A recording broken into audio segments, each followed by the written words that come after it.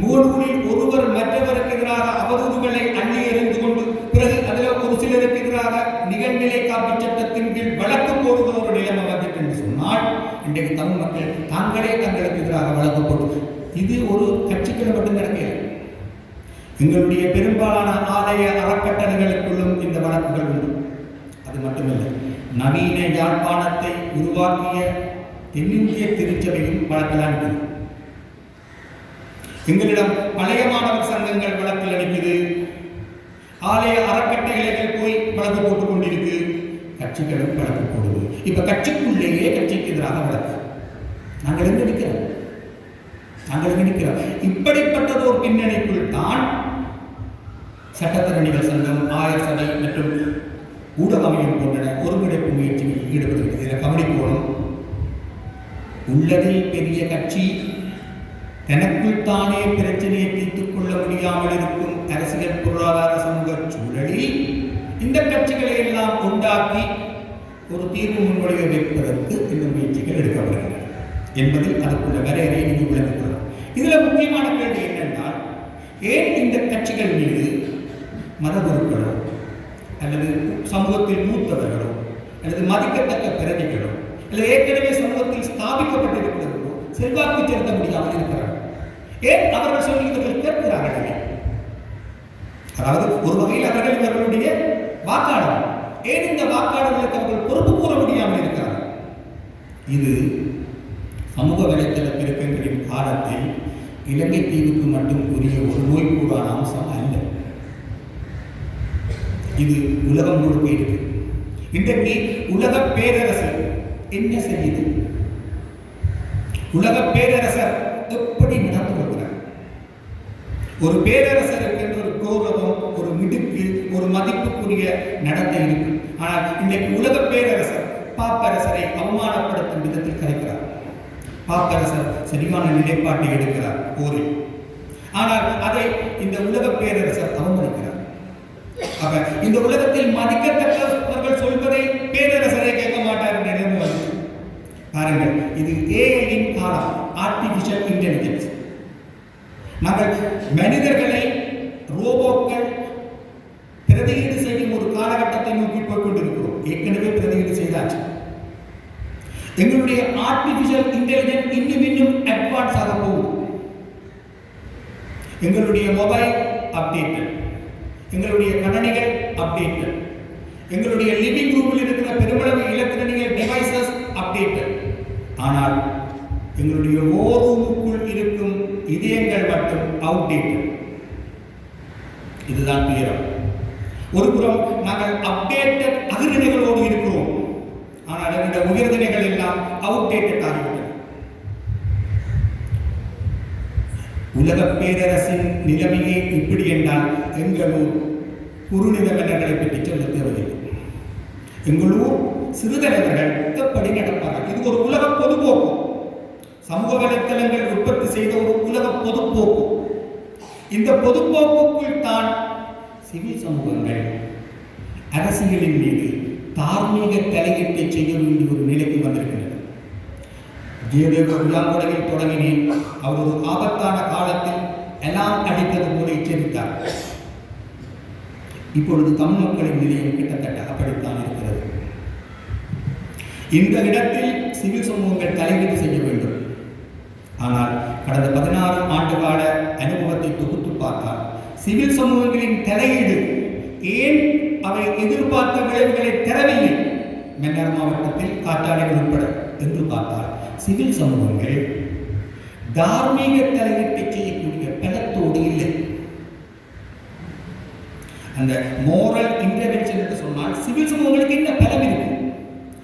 நீங்கள் சொல்றத அரசியல் அதிகாரத்தோடு இருப்பவர்கள் கேட்பது என்று சொன்னால் உங்கள்கிட்ட ஏதோ பலம் இருக்கும். ஒன்றில் முன்னாள் மன்னார் ஆயருக்கு இருந்தது போல திருச்சபையின் பலம் இருந்தது. ஆனால் அதிலும் கூட 2014ஆம் ஆண்டு இந்த மறை மாவட்டத்தில் ஆயரின் தலைமையில் கட்சிகளின் கூட்டம் நடந்தது. அந்த கூட்டத்தில் ஆயர் எல்லாரும் கரைச்சி முடித்த பிறகு தமிழ் மக்கள் மத்தியில் இருந்த ஒரு மூத்த தலைவர் கடைசியாக சொன்னார், பிஷப் நீங்க சொல்லுங்க, ஆனால் கடைசியில் நாங்கள் எல்லாம் முடிவெடுப்போம். இந்த வார்த்தை காட்டுது சிவில் சமூகங்கள் மோரல் இன்டர்வென்ஷன் செய்வதற்குரிய அந்த அந்த அந்த பலம் இருக்கா இல்லையானது. இன்றைக்கு அந்த நிலைமை இன்னும் பலவீனமடைந்தது. நாங்கள் அரசியலில் நேரடியாக ஈடுபட மாட்டோம் என்பதுதான் சிவில் சமூகங்களுக்குரிய அந்த பலம். அந்த அரசியல் சன்னியாசம், அறிவியலில் எந்த லாப நோக்கமும் விட்டு இயங்குவோம் என்பதுதான் சிவில் சமூகங்களுக்குரிய புத்திஜீவிகளுக்குரிய பலம். அறிவியல் சன்னியாசம், சன்னியாசியாக இருப்பதுதான் குடிமக்கள் சமூகத்தின் மூத்த தலைவர்களின் பலம். சன்னியாசி என்பதை நீங்கள் பௌதிக ரீதியாக வழங்கிக் கொள்ள வேண்டாம், லௌகிக ரீதியாக வழங்கிக் கொள்ள வேண்டாம். துறை சார்ந்த சொல்லும் கற்றற்றவர்கள் எங்களை போல இந்த கட்சி போட்டிகளுக்கு வரமாட்டார்கள், சன்னியாசிகள் போல நடந்து கொள்வார்கள்.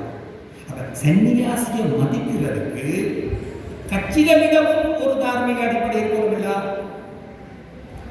ஒரு சன்னியாசியை மதிப்பதற்கும் கட்சியிட்ட ஒரு இதயம் இருக்கணுமில்ல.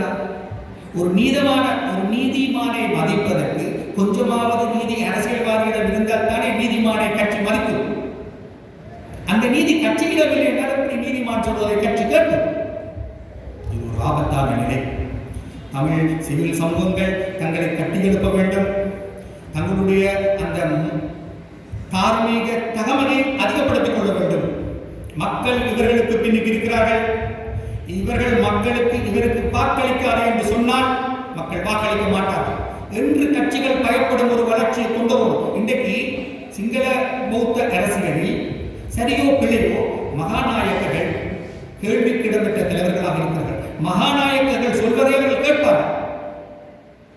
ஆனால் எங்களிடம் அத்தகைய வளர்ச்சிகள் உண்டா?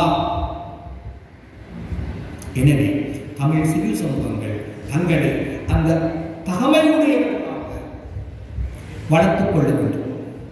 இந்த இடத்தில் நான் பேராசிரியர் ஏதோ உயாக்குடையில் தொடங்கினேன், இப்பொழுது பைபிளில் கொண்டு வந்து முடிக்கப் போகிறேன். இது ஒரு கிறிஸ்தவ அரங்கம் என்பதனால் நான் அதை சொல்லவில்லை. இங்கு கூடியிருப்பவர்கள் கத்தோலிக்கர்கள் என்பதனாலும் அந்த மேற்கோளை நான் கொண்டு வரவில்லை. ஒரு சிவில் சமூக செயற்பாட்டாளனாக நான் எப்பொழுதும் சிவில் சமூக செயற்பாட்டாளர்களுக்கு சொல்லுகிறது அந்த வசனம் தான். இயேசுபிரான் என் சீடர்கள் சுவிசேஷத்தை பிரசங்கிக்க போன போது சொன்ன வசனம், இதயத்தில் பாம்புகளைப் போல் புறாக்களைப் போல் கபடமில்லாமல், செயலில் பாம்புகளைப் போல் தந்திரமாகவும் உசாராகவும் இருங்கள். இது சிவில் சமூகங்களுக்கும் பொருந்தும். எப்படி என்றால், எப்படி சோபித தேவர் ஒரு மதகுருவாக இருந்த போதிலும் கூட இந்த எதிர்கட்சிகளை உண்டாக்கி ஒரு ஆட்சி மாற்றத்தை கொண்டு வந்தார். அதில் அவர் பின்னுக்கு இருந்து கொண்டு எதிர்கட்சிகளை உண்டாக்கினார். அது ஒரு உதாரணம். அவ்வாறு தந்திரமாக சிவில் சமூகங்கள் தங்களை இந்த அரசியல் அதிகாரத்தில் இருப்பவர்களை வெற்றிகரமாக கையாள்வதன் மூலம்தான் அந்த மோரல் இன்டர்வென்ஷனை செய்யலாம். இதுல ஒரு கசப்பான உண்மை இருக்கு. அதிகாரத்தில் இருப்பவர்கள், அரசியலில் முடிவெடுக்கும் தமகமையோடு இருப்பவர்கள் அதிகாரம் இல்லாத சிவில் சமூகங்களை தீர்க்க மாட்டார்கள். ஆனால் சிவில் சமூகங்களின் பலம் என்பது அந்த தார்மீக பலம் தான். நீதியின் பாட்பட்டு நிற்கிறோம் என்பதுதான் அந்த பலம். எனவே மீண்டும் பைபிளை முடிக்கிறேன். அதிகாரத்தின் கிரீடம் ரத்தினங்களால் ஆனது. இது எந்த வசனம்? பைபிள் வசனம். நல்ல நீதியின் போராட்டம், நீதியின் கிரீடம் முள்முடிகளாகும். சிவில் சமூகங்களின் செயற்பாட்டை பொறுத்தவரையிலும் நாங்கள் நீதியின் பக்கம் நிற்கிறோம் என்பதுதான் எங்களுடைய பலம். அப்படி பார்த்தால் நீதியின் கிரீடம் முள்ளாலானது, அதிகாரத்தின் கிரீடம் ரத்தினங்களாலானது. இந்த முள்ளாலான கிரீடத்தை அணிந்து கொண்டுதான் சிவில் சமூகங்கள் அந்த ரத்தினங்களாலான கிரீடங்களுக்கு தார்மீக தலையீட்டை செய்ய வேண்டிய தேவை உண்டு. நன்றி.